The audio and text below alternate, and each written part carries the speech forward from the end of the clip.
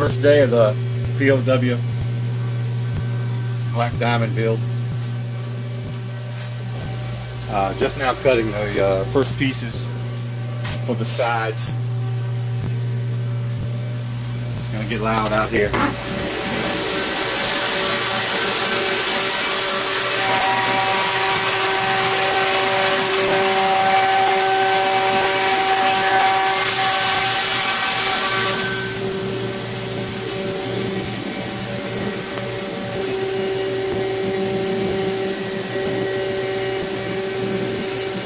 I decided to cut the side pieces in the CNC machine. Usually I put them in my sled on the table saw.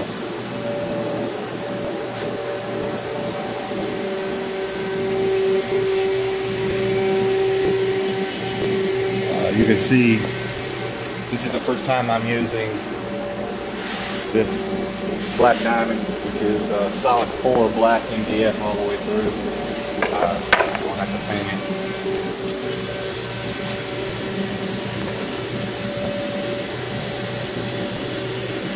We're at 0.57 on the depth. We'll probably make 2 more passes down to 0.8, and now that'll release this first piece.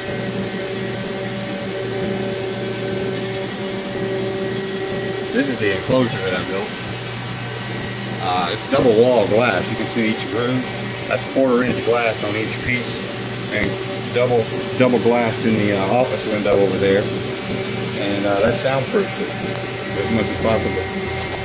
Give you an idea, when I open this door, you'll hear just how much sound the glass blocks out. The first piece is getting the vibration of the sound, and then the air gap won't allow the vibration to continue to the next piece, or it cuts it down as much as possible. That's how they build apartment buildings. They'll put double walls in between each piece.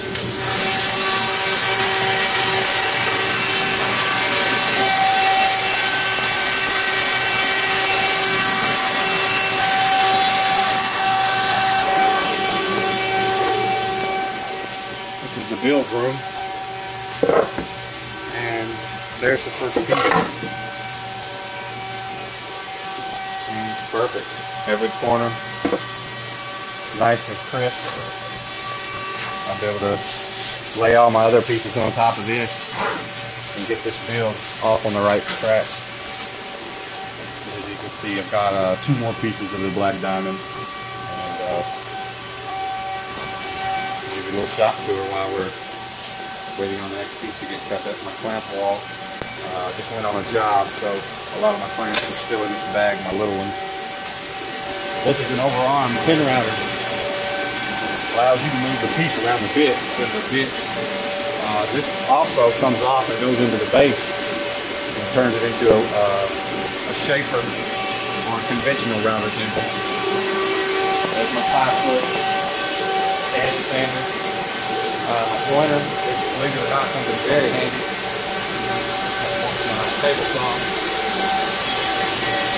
Everything's digital in my shop. It tells me I can make repeated cuts exactly where I need to be. There's the office. It's the office because it says office. Bandsaw. And of course, no shop is complete without a panel saw. This thing is a beast.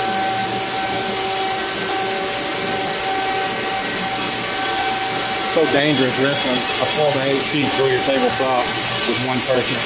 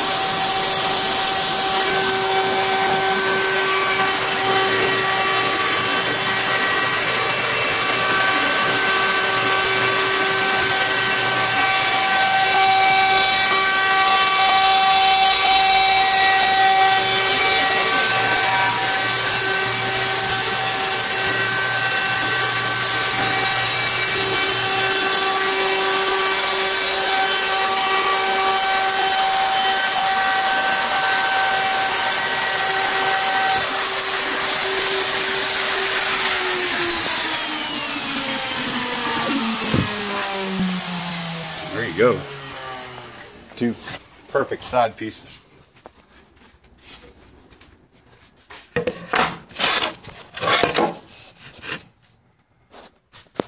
And you can see everything lines up absolutely perfectly.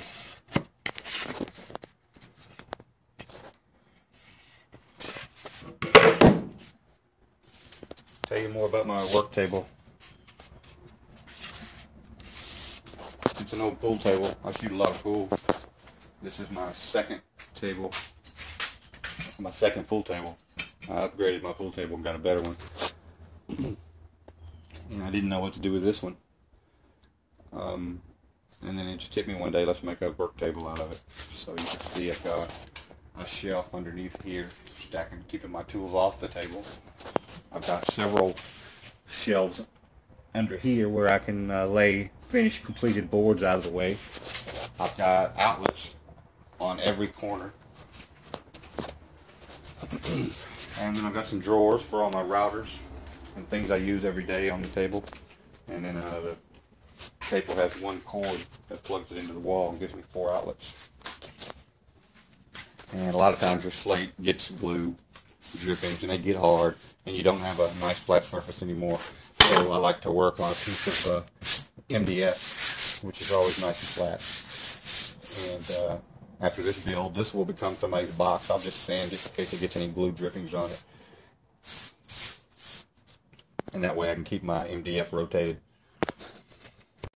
Day 1 build is over. Got a lot done today. Here's the glass. Can't see it good, but that's what it'll say in red when I'm done with it. Show you where it goes. This, of course, is the box. It's at these crazy angles because his floor slopes down in his trunk. And when everything is in correctly, this slope will be correct. Inside of the box, I've decided to put the terminal. This is an inside box, which means you're going to see the entire inside of this box because the entire face of this box is going to be glass. So we're going to point the terminals on the inside.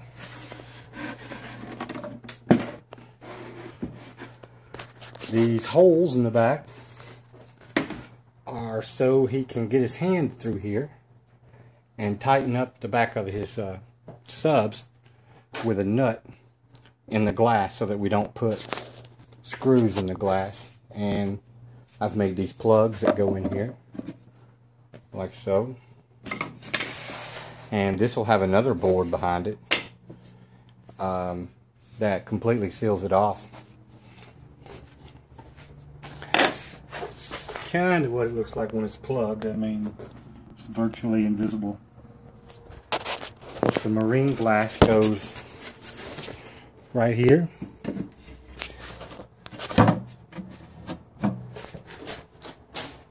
You can see that good, but that's how it looks. I'll get you a piece.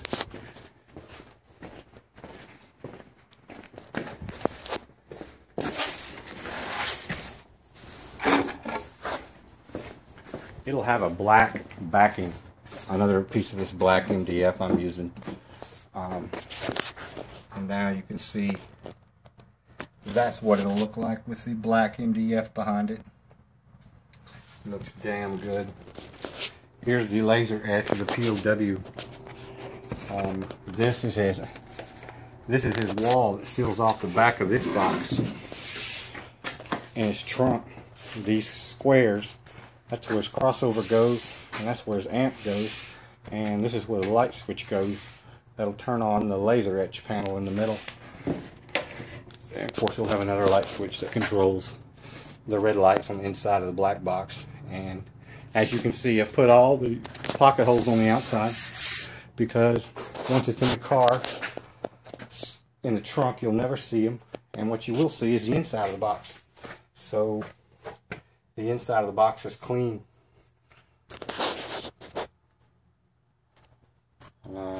Day 2, get you some more pictures and videos of it tomorrow. Alright, I wanted to show you the finished box. I'll explain how everything works. This, of course, is the box.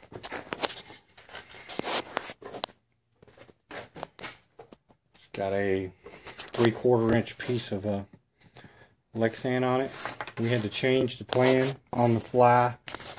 This was originally supposed to mount directly to this seam, as you can see it, but the screws that were going to hold the glass, pull the glass back to it, were going to show in the glass and wasn't going to look good. So I cut a border. Can't see it, but that's it.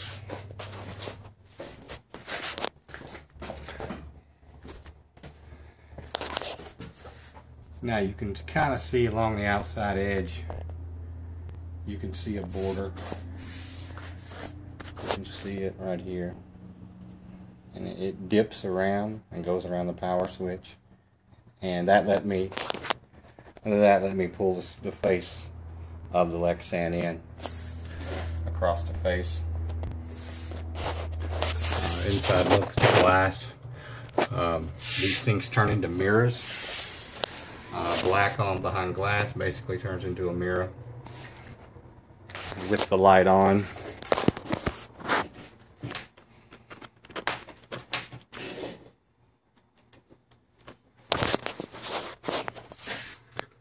There's the logo. That's the eagle, globe, and anchor, sign for the Marines. It says, "I do not fear the valley, for I am the shadow." You can see these two circles on either side of the box. And also notice how we did the terminal. The terminals faced in the opposite way because we want you to see the inside of this box. That's why we used black MDF, so we didn't have to paint it. So we would get a finished look inside. Of course, here's the power switch on and off. And now I'll show you the mechanics of the back.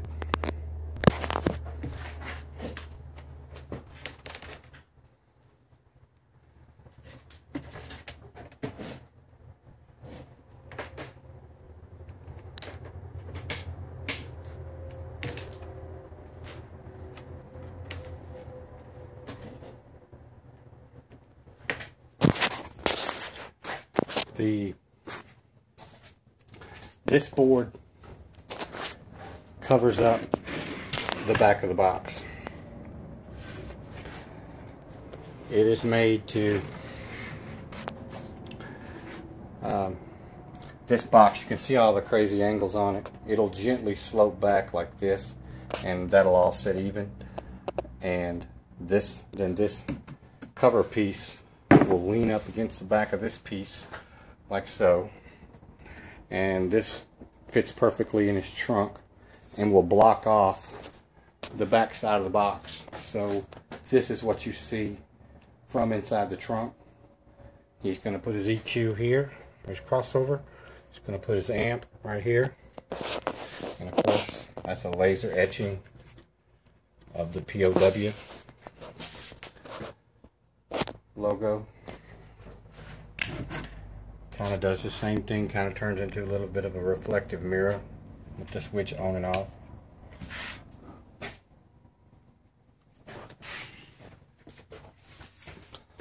Now I'll show you what these holes do. The round holes I was showing you earlier on the inside of the box.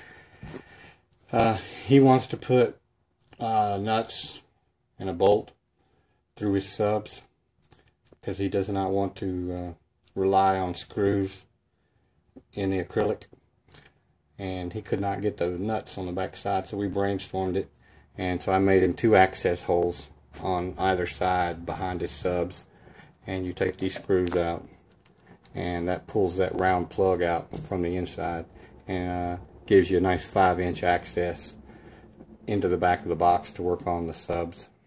Of course, there's the back of the speaker terminal that won't be seen, of course, when the rear of the box gets put on.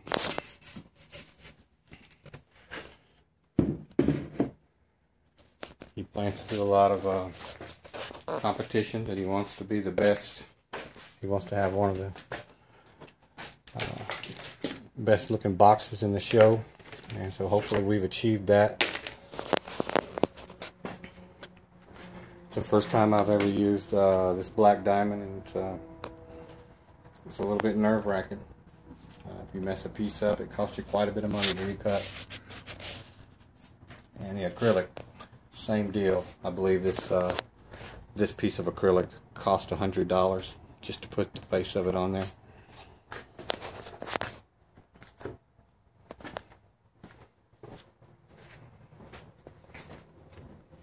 And I can't wait to see it once it gets it all mounted up in his car. So I'll get this crated up and shipped out to you. And thanks for the business, Kevin. And you guys remember, come to me when you want to make something you can't find anywhere else. I'm your man, Cherry Man. Thanks.